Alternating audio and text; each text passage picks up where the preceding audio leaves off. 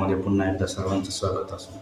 पुन्हा एकदा ईशुदाय सागर चॅनलला सर्वांनी सबस्क्राईब करा, लाईक करा, की जेणेकरून सर्वांसाठी प्रार्थना केली जाईल आणि वचन देखील सांगितलं जाईल. आज देवाचा आत्मिक म्हणणं तुमच्यासाठी घेऊन आलो. लोक शुभवर्तमान याचा 21वा अध्याय आणि त्यातलं पहिलं वचन सांगतं, विधवेने 2 पैसे. इथं एक विधवेची गोष्ट सांगितली. बघा, मी वचन वाचतो. मग त्याने दृष्टीवर करून धनवानाला आपल्या दानमंडळात टाकताना पाहिले आणि एका दारिद्र्य विधवेने 2 टोले टाकले आणि पाहिले. तेव्हा तो म्हणाला, मी तुम्हाला खचित सांगतो, ह्या दारिद्र्य विधवेने सर्वापेक्षा अधिक टाकले, कारण सर्वांनी आपल्या सामुदायिक देवाच्या दानात टाकले. हिने तर आपल्या सर्व कमाईतून सर्व उपजीविका टाकली. त्या विधवेने आपल्या सर्व कमाईतून सर्व उपजीविका टाकली, कारण की तिला माहिती होतं तिचा देणारा परमेश्वर येशू जिवंत आहे. आणि तिचा एवढा विश्वास होता की मी जर हे पैसे आज देवाच्या दानमंडळात टाकते तर याच्यापेक्षा डबल मला परमेश्वर देणार आहे. माझ्या घराचा किराणा माझा येशू भरणार आहे. माझं जे काही घरातले पैसे आहेत, जे काय माझ्या घरातला किराणा, माझ्या घरातली लाईट बिल, घराचं फी, पोरांची, ही सर्व काही गोष्टी कोण करणार? परमेश्वर करणार. कारण की ती विधवा जरी होती तर तिच्या घरात प्रॉब्लेम होताच ना, तिच्या घरात पैशाची गरज होतीच. पण तिने विश्वासाने देवाच्या दानमंडळात टाकली.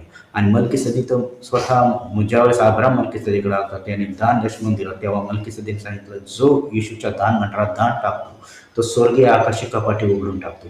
कारण की कर्जाचे श्राप हे फक्त प्रार्थनेने तुटत नाही, त्याच्यासाठी तुम्हाला देवासाठी दानार्पण देणं गरजेचं आहे. ह्या दानार्पणे देवाच्या राज्याची वाढ होते, देवाचं राज्य वाढतं. कारण की तो राजांचा राजा आहे, त्याला पैशाची काही गरज नाही. कारण की तो म्हणतो कमी देणार आहे, पण तो म्हणतो की माझ्या दानमंडळात दान टाका की माझ्या राज्याची वाढ होईल. तुम्ही देवाच्या राज्यात समजा 1 रुपया टाकता तर देव तुम्हाला त्या 1 रुपयाचा 100 रुपये द्यायला तयार आहे, म्हणजे डबल तुम्हाला भेटणार. म्हणून कधीही जिथं मी देवाची सुवार्थ असेल, जिथं देवाच्या कार्यासाठी पैसे मिळाले तिथं द्या म्हणजे तुम्हाच दिले जाईल. कारण की देवाचं वचन सांगतो. म्हणून सर्वांनी द्या आणि देवाच्या राज्याचा आणि देवाचा गौरव करा.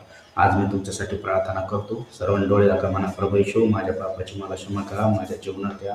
आजपासून मी तुम्हाला उद्धार करता प्रभू आणि परमेश्वर म्हणून स्वीकारता. येशू, तुम्हाला बसलेल्या प्रत्येक फटक्याच्या वळाचा आरोग्य स्वीकारतो.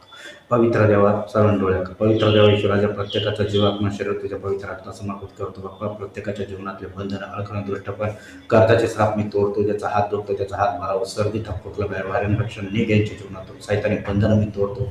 ईश्वरा बसलेल्या प्रत्येक फटक्याच्या वळाचा आरोग्य यांच्या डोक्यापासून